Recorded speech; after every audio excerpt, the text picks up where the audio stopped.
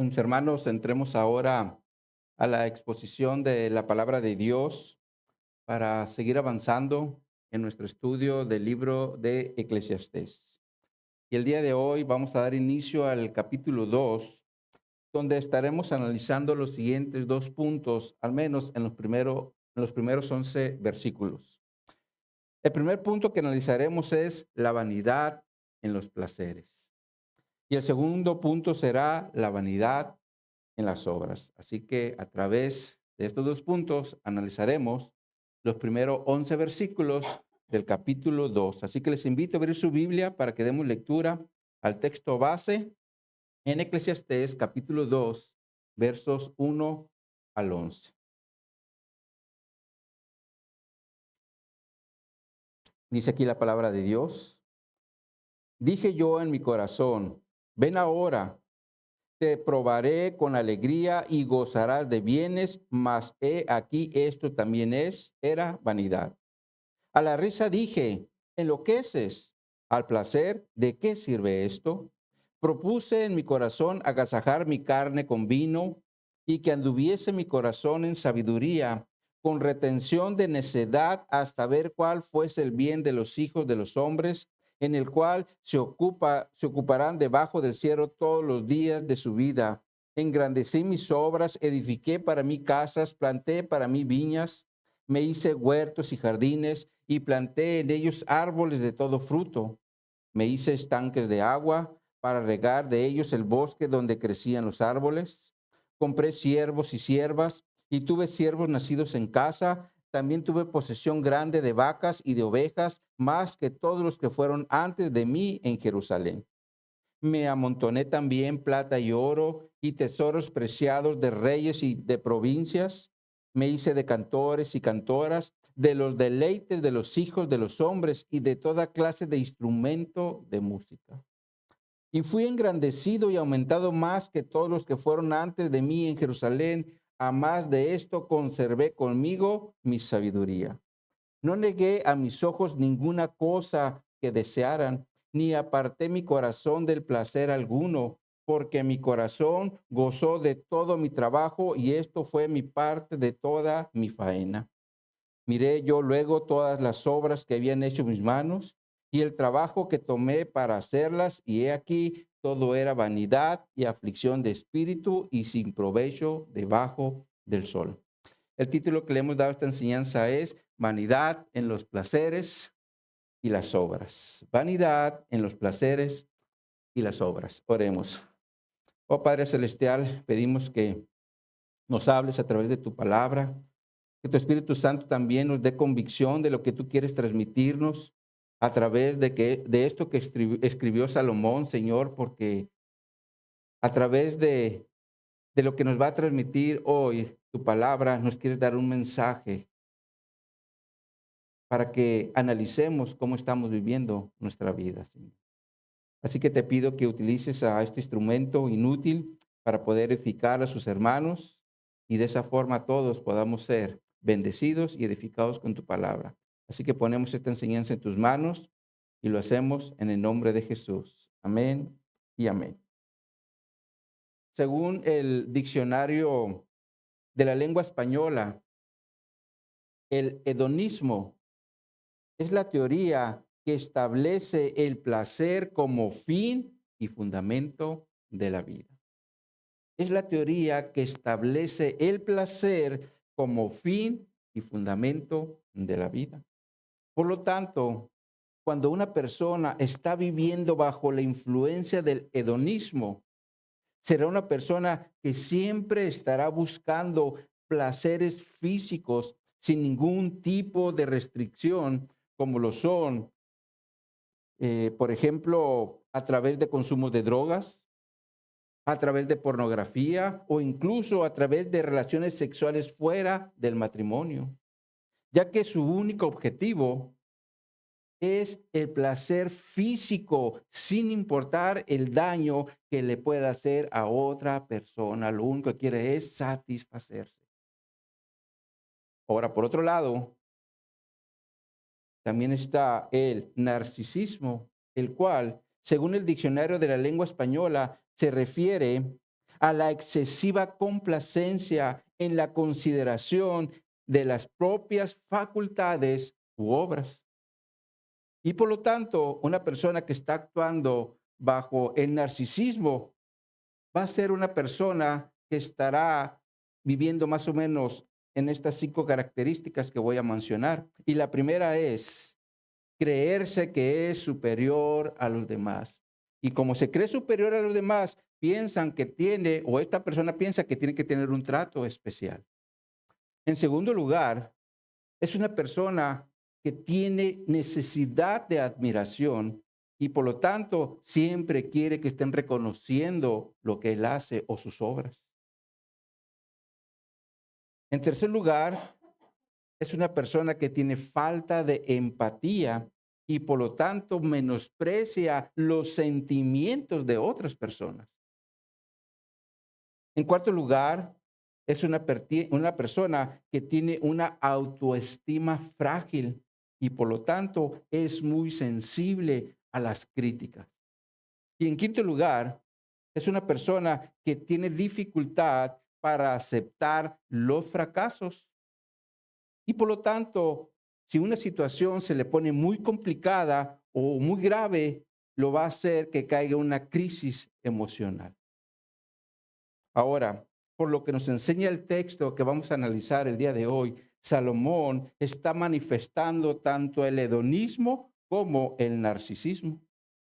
De hecho, desde que inicia el capítulo 2, dice en el primer versículo, dije yo en mi corazón, ven ahora te probaré con alegría y gozaréis de bienes. Esto está relacionado con el hedonismo porque está hablando de los placeres. Pero, de hecho, la Nueva Traducción Viviente lo traduce como me dije, vamos, probemos los placeres, busquemos las cosas buenas de la vida. Está hablando aquí de placeres, Salomón. Pero antes de entrar a los placeres que Salomón nos estará hablando, es importante tener presente cómo él está iniciando este capítulo 2, ya que primeramente dice, dije yo en mi corazón. Y esto nos enseña que Salomón aquí no está hablando con Dios, ni tampoco está hablando con su pueblo, con el pueblo que él estaba reinando, sino que él está hablando con su propio corazón. Ahora les pregunto, mis hermanos, ¿qué nos enseña la palabra de Dios en relación al corazón del hombre? El profeta Jeremías claramente nos da la respuesta cuando dice, engañoso es el corazón más que todas las cosas y perverso. ¿Quién lo conocerá? Jeremías 17:9. Entonces es claro que nuestro corazón por naturaleza es engañoso y perverso. Sin embargo, Jeremías también hace una pregunta cuando dice, ¿quién lo conocerá? Y Jeremías mismo nos da la respuesta en el siguiente versículo, en Jeremías 17:10, donde dice, yo Jehová, que escudriño la mente, que pruebo el corazón para dar a cada uno según su camino, según el fruto de sus obras. Es claro que Dios, mis hermanos, es el único que conoce perfectamente nuestro corazón y por lo tanto ningún ser humano lo puede engañar. De hecho, todos los que estamos aquí, a lo mejor nos podemos ver como angelitos, ¿verdad? Que no rompemos ni un vaso. Pero cuando estamos en casa, con el cónyuge, con los hijos o cuando nadie nos ve, ahí saldrá lo que realmente hay en nuestro corazón. Pero también lo que nos contamina, como Jesús lo menciona en Mateo, en el capítulo 15, cuando dice, lo que sale de la boca, del corazón sale, y esto contamina al hombre, porque del corazón salen los malos pensamientos, los homicidios, los adulterios, las fornicaciones, los hurtos, los falsos testimonios y las blasfemias. Por ese motivo, mis hermanos, debemos tener cuidado con todo aquello que sale de nuestro corazón, porque no solo nos va a contaminar, sino también nos está llevando por un camino de engaño. Y por lo tanto, nos va a llevar hacia un camino de pecado a través de los placeres que este mundo nos ofrece. Y de estos placeres es de los que está hablando Salomón en esta parte de la escritura, solo que la Reina Valera no utiliza la palabra placer, sino la palabra alegría cuando dice, te probaré con alegría. Sin embargo, la palabra alegría tiene el sentido bíblico de un placer sensorial. Es como cuando estamos comiendo un platillo de comida que nos gusta mucho y al estarlo comiendo lo saboreamos, ¿sí? Ah, qué rico está. Sea, no sé, unos chilitos rellenos, sea una barbacoa o un buen corte. Sin embargo, por otro lado, los placeres sensoriales, cuando son llevados a cabo sin la dirección del Espíritu Santo, es obvio que nos van a llevar por un camino de pecado como lo es el adulterio, ya que este pecado también se mueve a través del placer sensorial, pero fuera del matrimonio. Ahora, Salomón, mis hermanos, vivía en un tiempo cuando los reyes podían experimentar o tener relaciones sexuales con mujeres que no eran consideradas como sus esposas primarias, sino como secundarias, y a estas mujeres se les llamaba concubinas. De hecho, la escritura nos dice que Salomón tuvo 300 concubinas y 700 esposas, lo cual en nuestro tiempo es algo impensable. Y a veces, mis hermanos, con una sola esposa no encontramos la puerta. Ahora imagínense con 1000, sería una locura. Ahora, por otro lado, esto también nos enseña que Salomón no estaba obrando bajo la dirección del Espíritu Santo, porque Salomón estaba haciendo las cosas en contra de lo que Dios había establecido en su ley hacia los reyes. Como lo menciona la Escritura en Deuteronomio capítulo 17, en los versículos 14 en adelante. Veamos junto esa Escritura. Vayan ahí, Deuteronomio 17.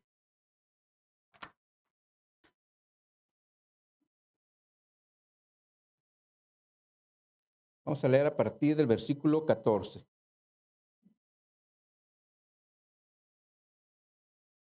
Deuteronomio 17, 14 en adelante nos dice, cuando hayas entrado en la tierra que Jehová tu Dios te da, y tomes posesión de ella y la habites, y digas, pondré un rey sobre mí, como todas las naciones que estén en mis alrededores.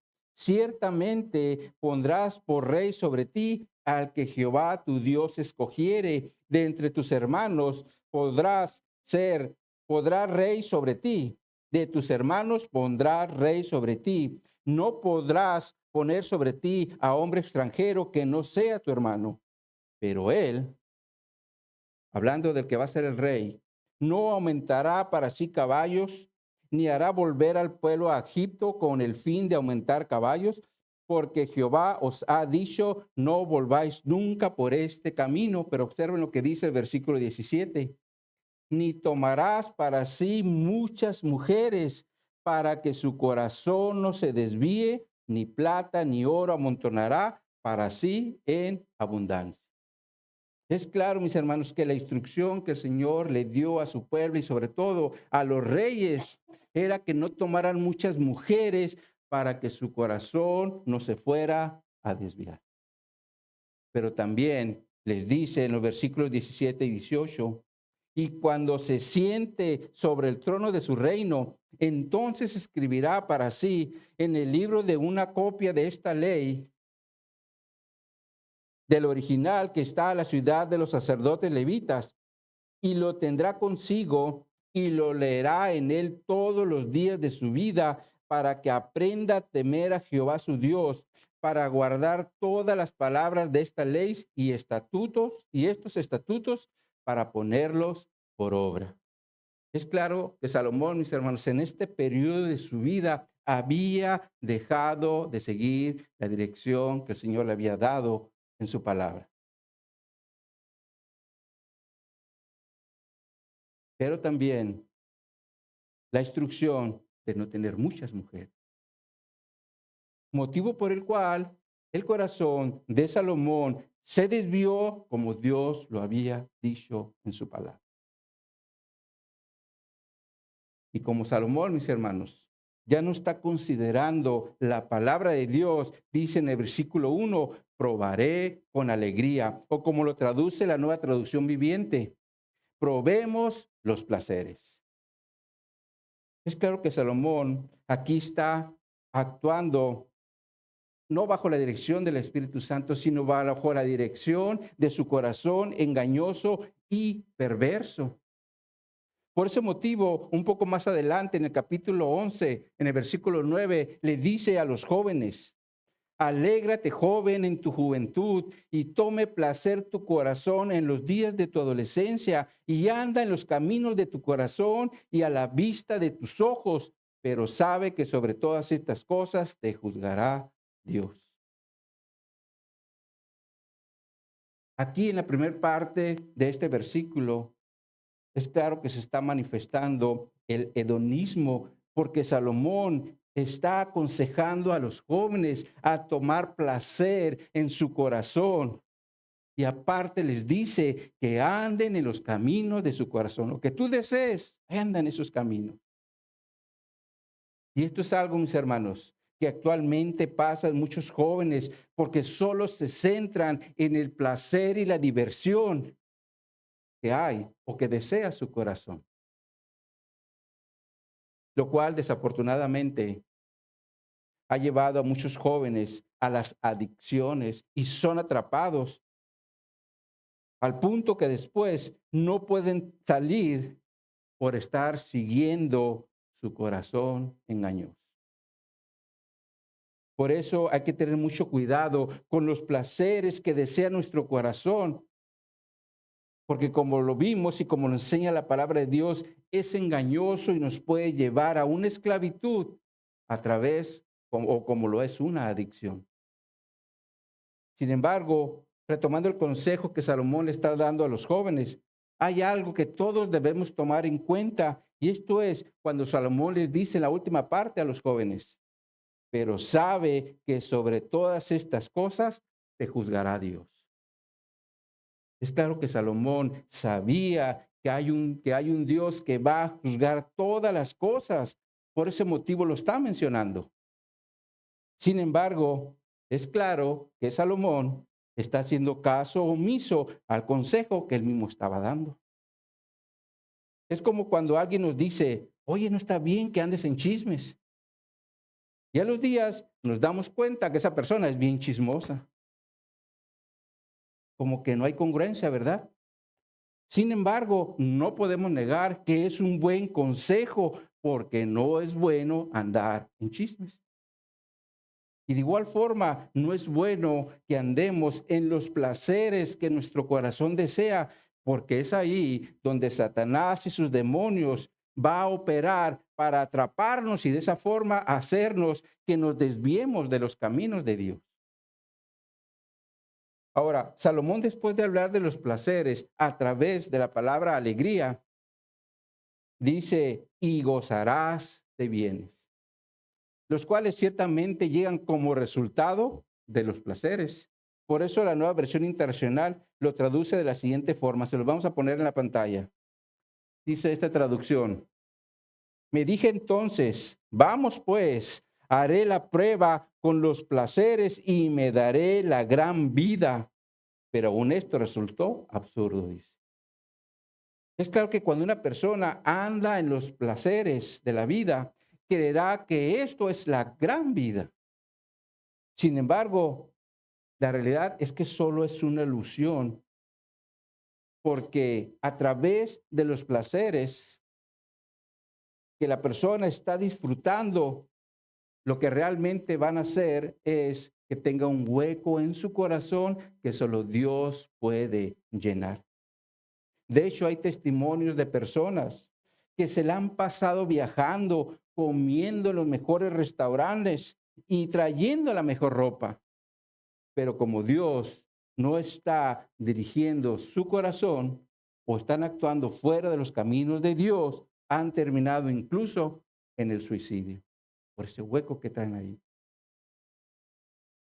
Lo cual también nos enseña que los placeres y el darse la gran vida también es algo absurdo o vano, como Salomón lo concluye en la parte final del versículo 1, cuando dice, mas he aquí, también era vanidad y nada sirve.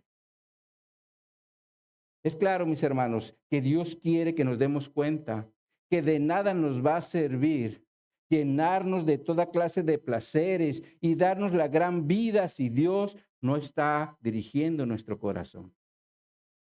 Porque como nuestro corazón es engañoso y también perverso, nos puede llevar por un camino sin sentido o absurdo, como pasa con aquellos que se dejan guiar por el hedonismo a través de los placeres y los deleites de la vida.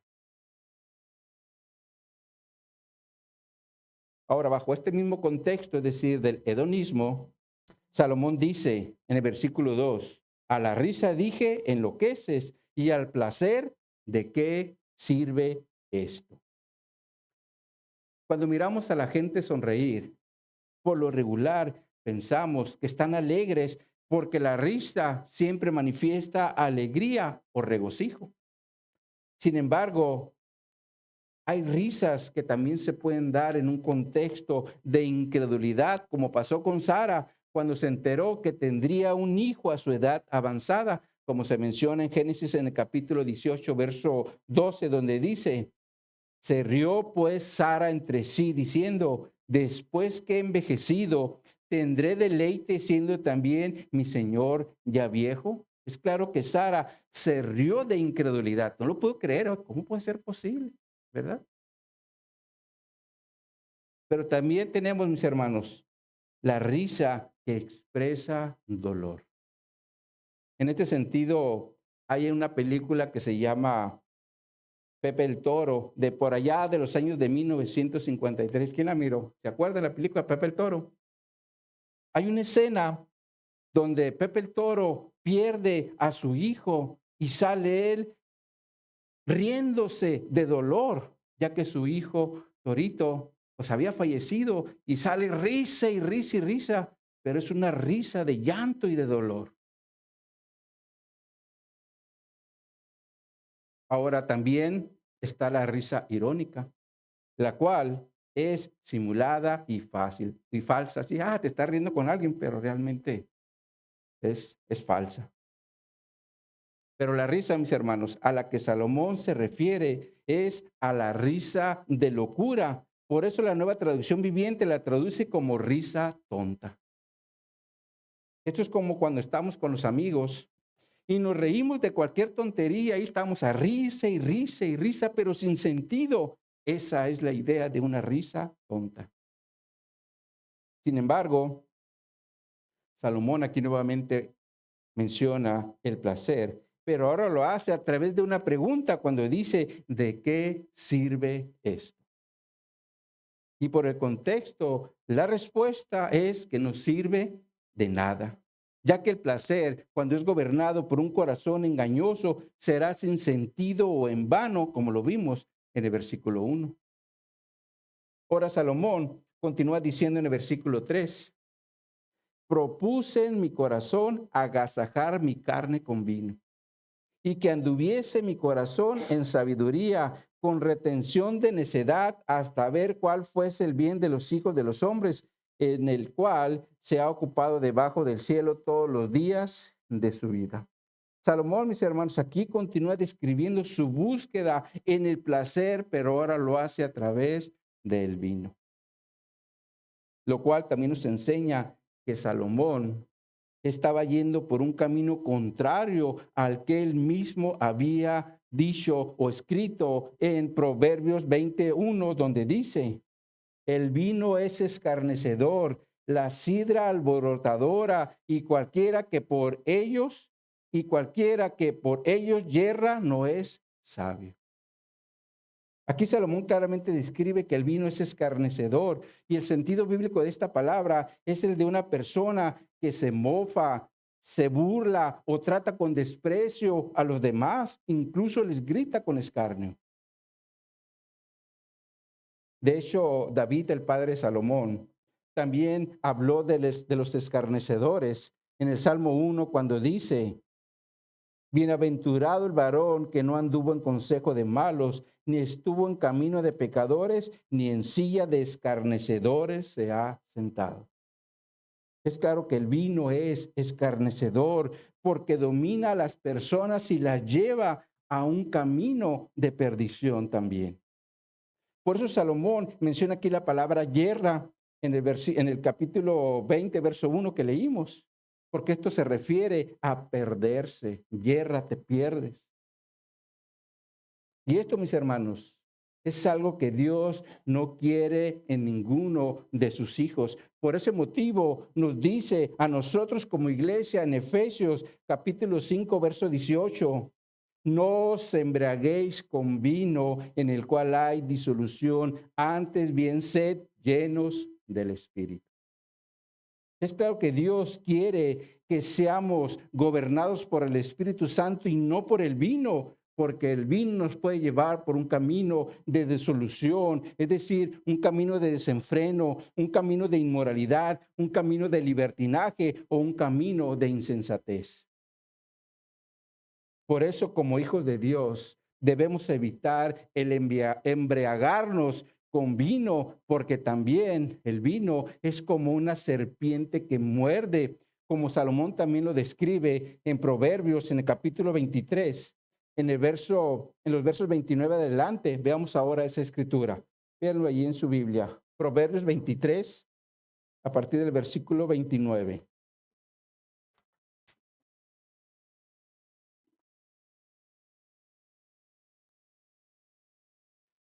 Proverbios 23, 29 nos dice: ¿para quién será el ay? ¿Para quién el dolor? ¿Para quién las rencillas? ¿Para quién las quejas? ¿Para quién las heridas en balde? ¿Para quién lo amorotonado de los ojos? Si observan, Salomón aquí está haciendo varias preguntas relacionadas con el dolor, con las rencillas, con las quejas, con las heridas y con lo amorotonado de los ojos. Sin embargo, Salomón da la respuesta a estas preguntas en el versículo 30 cuando dice: para los que se detienen mucho en el vino, para los que van buscando la mistura, y la mistura se refiere al vino mezclado. Lo cual quiere decir que si una persona se embriaga con vino, puede caer en alguno de estos supuestos que Salomón está aquí mencionando, como lo es, que lo está mencionando en el versículo 29, como lo es el dolor, la rencilla, las quejas, las heridas en balde o con los ojos amorotonados.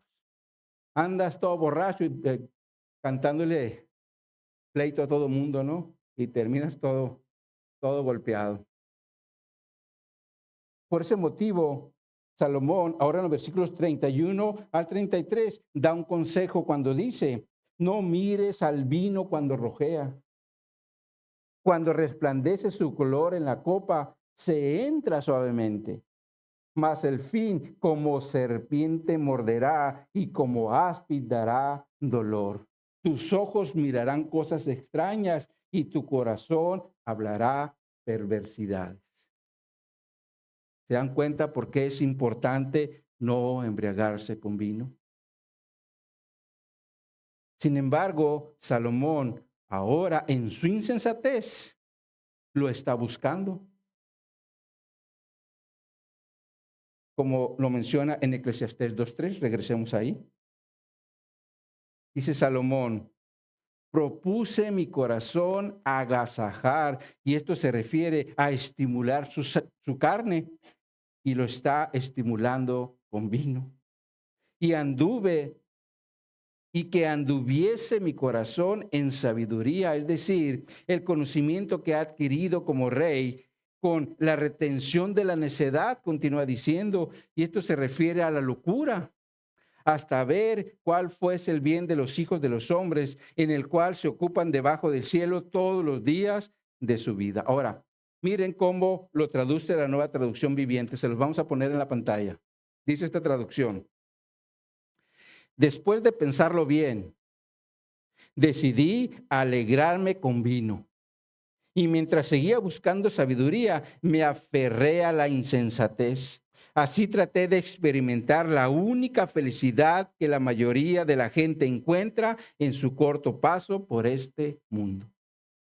Es claro que Salomón aquí está actuando con insensatez y locura al decir que está tratando de experimentar una felicidad que la mayoría encuentra en su corto plazo por este mundo, como lo menciona esta versión, lo cual es algo totalmente contrario a lo que Dios nos instruye en su palabra, porque los placeres, mis hermanos, nunca llevarán a una persona a la verdadera felicidad.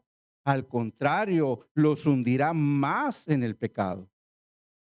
Por eso cuando Pablo le está dando instrucciones a su discípulo Timoteo en relación a sus deberes, le dice en relación a las viudas, en 1 Timoteo capítulo 5, en los versículos 5 y 6.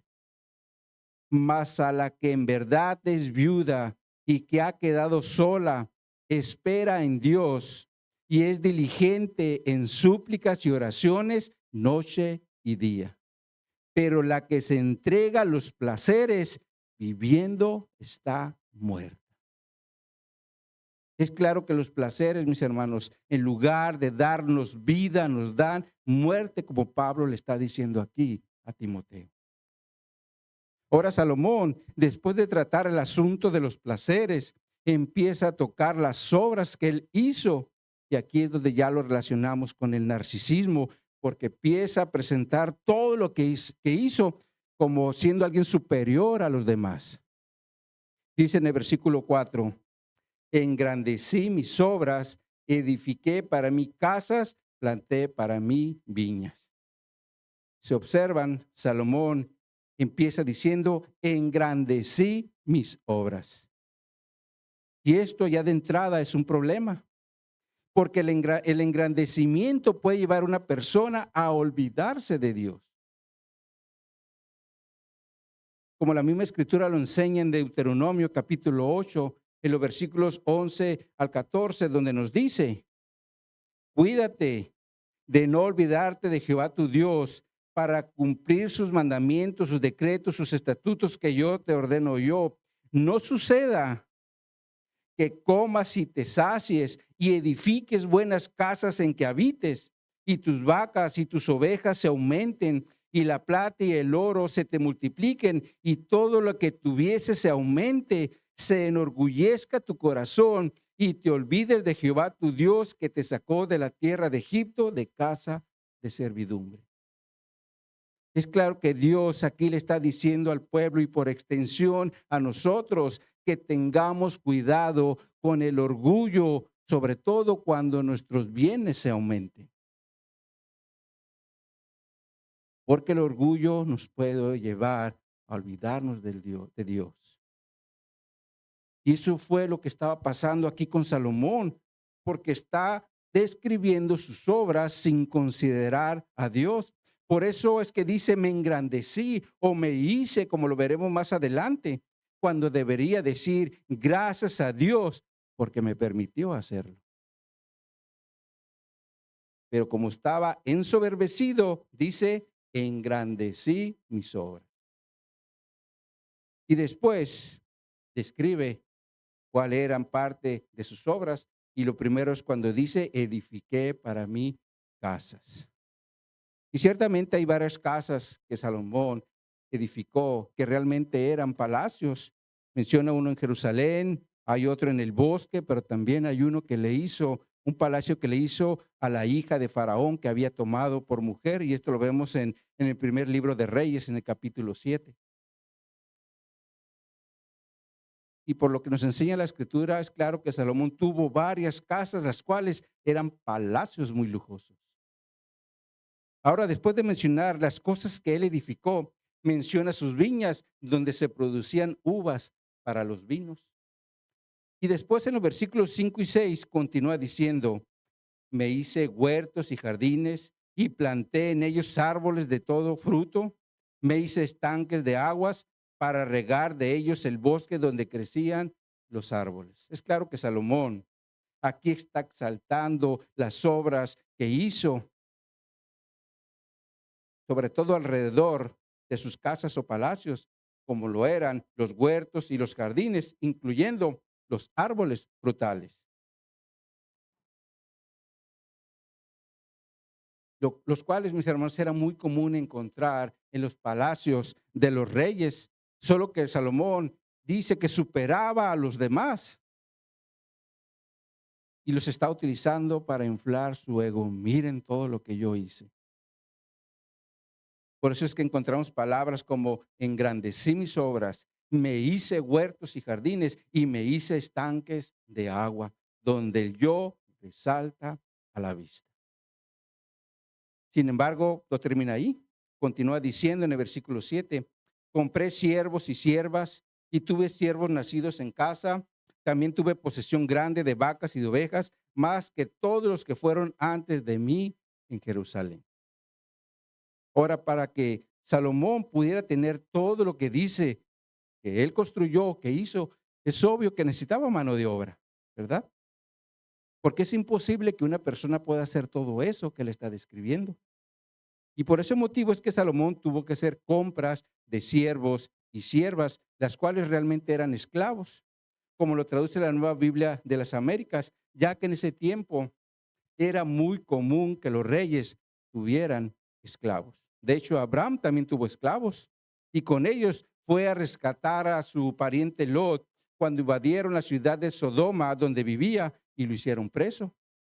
Sin embargo, también Abraham habla de esclavos que no eran comprados, ya que estos al nacer dentro de un hogar de esclavos, automáticamente ellos nacían como esclavos y también eran parte de su dueño. Por eso cuando Abraham fue a liberar a Lot, menciona que fue con sus criados y los nacidos en su casa, porque automáticamente también ellos eran sus sirvientes. Y Salomón también lo menciona cuando dice, y tuve siervos nacidos en casa, los cuales eran hijos de sus esclavos o siervos.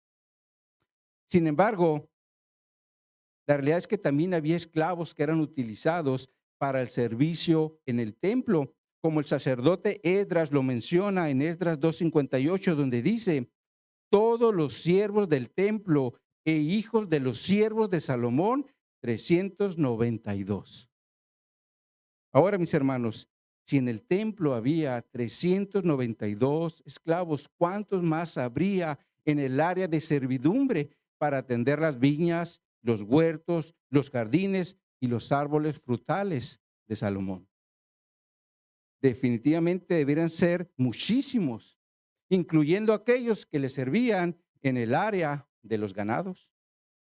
Por eso dice en la segunda parte del versículo 7, también tuve posesión grande de vacas y de ovejas, más que todos los que fueron antes de mí en Jerusalén. Es como si Salomón estuviera diciendo, nadie en Jerusalén me ha podido superar. Yo aquí soy el mero mero.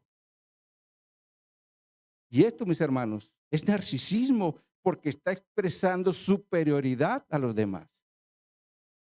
Lo cual en cierto sentido sí era cierto, porque Dios había engrandecido a Salomón con sabiduría y riqueza, pero no para que se jactara o se llenara de orgullo, sino más bien para que le diera toda la gloria a Dios, como lo hizo al principio de su reinado. Esto lo vemos en 1 Reyes 8:23. Cuando él termina de edificar el templo, dice lo siguiente: Jehová, Dios de Israel, no hay Dios como tú, ni arriba en los cielos, ni abajo en la tierra, que guardas el pacto y la misericordia a tus siervos que andan delante de ti con todo su corazón.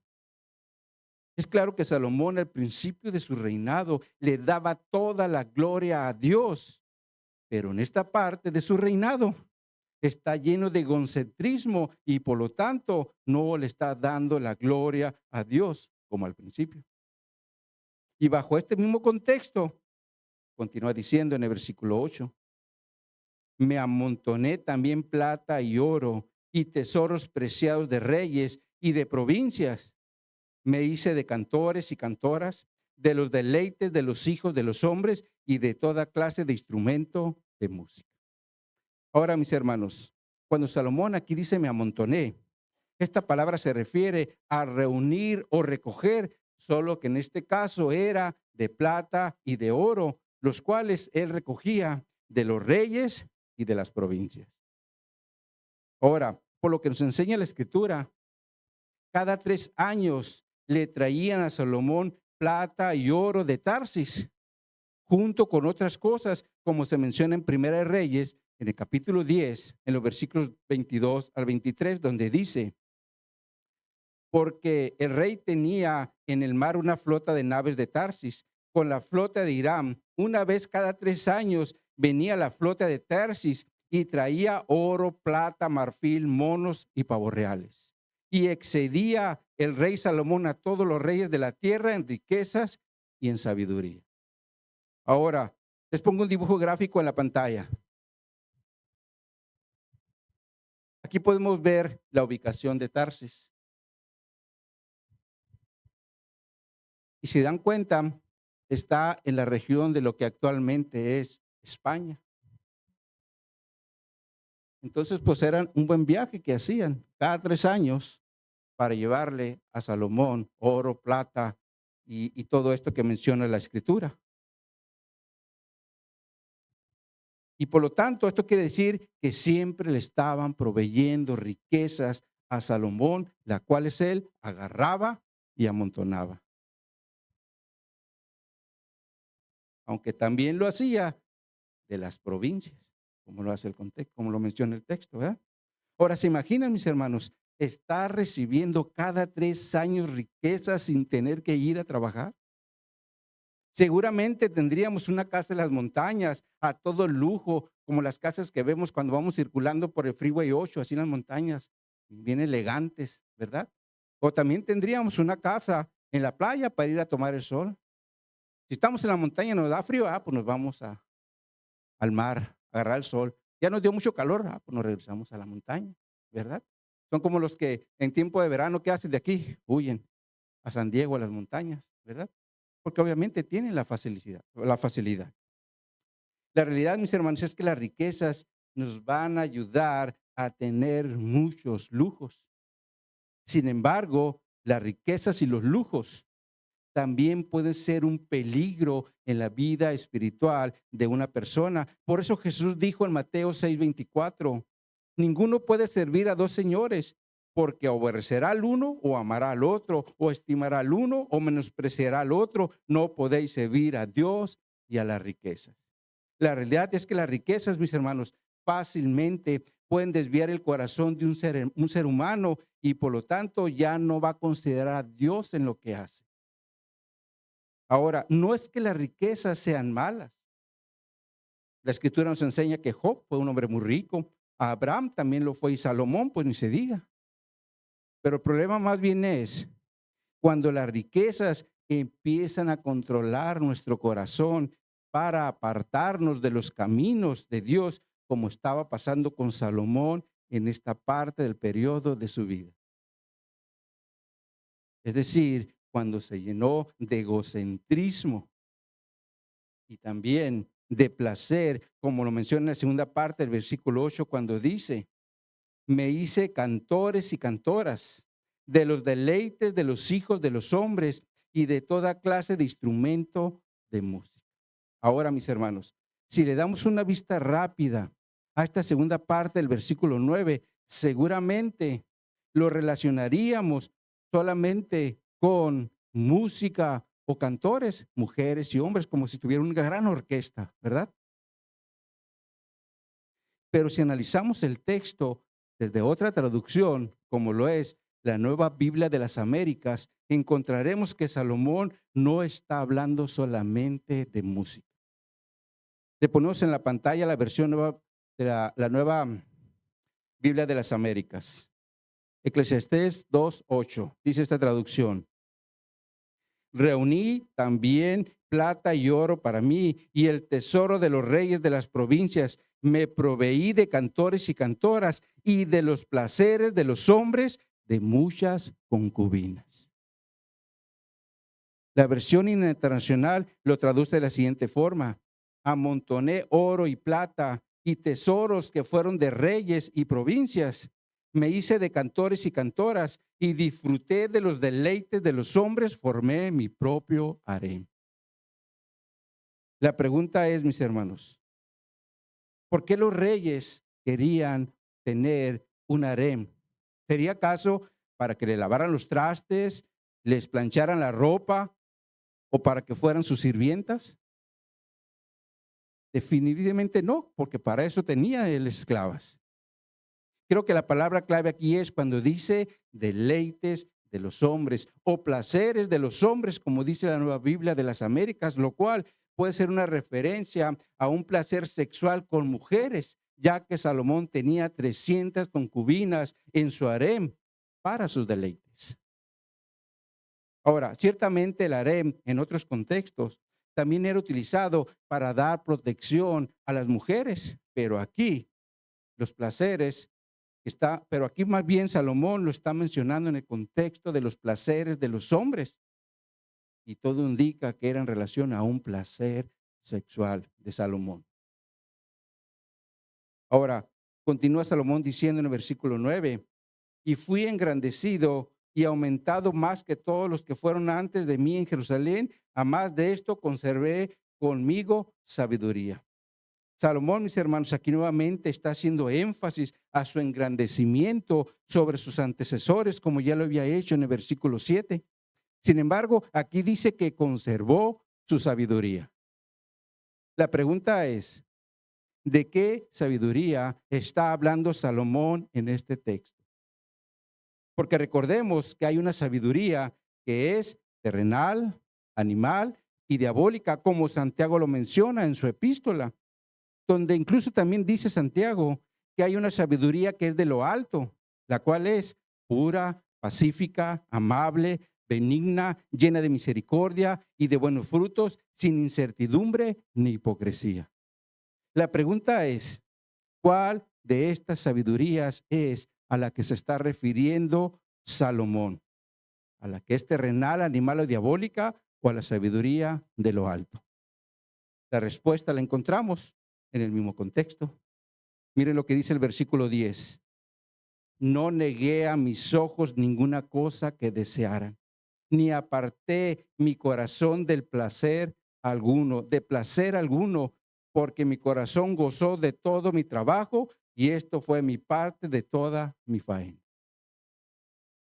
Ahora, ¿dónde se está enfocando la sabiduría de Salomón? Por lo que dice este texto. Es claro que es en los placeres de su corazón, ya que no negó ninguna cosa de lo que sus ojos deseaban. ¿Se imaginan, mis hermanos, tener todas las riquezas que se necesitan para poder satisfacer todo lo que nuestros ojos desean? Les aseguro, mis hermanos, que muchas mujeres se volverían locas en los centros comerciales, pero también muchos hombres se volverían locos queriendo tener 1000 mujeres como Salomón las tuvo. Y si esto se hace, mis hermanos, esto es estar actuando con una sabiduría que es terrenal, animal y diabólica, porque solamente se está pensando en los deleites de los ojos.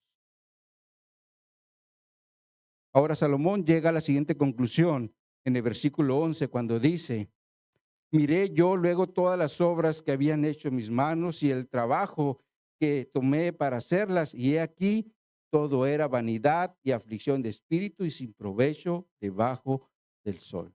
Es claro que Salomón llegó a la conclusión de que todas estas obras que él hizo y sus placeres y todo lo que mencionó en el contexto no eran más que vanidad, aflicción de espíritu y sin provecho.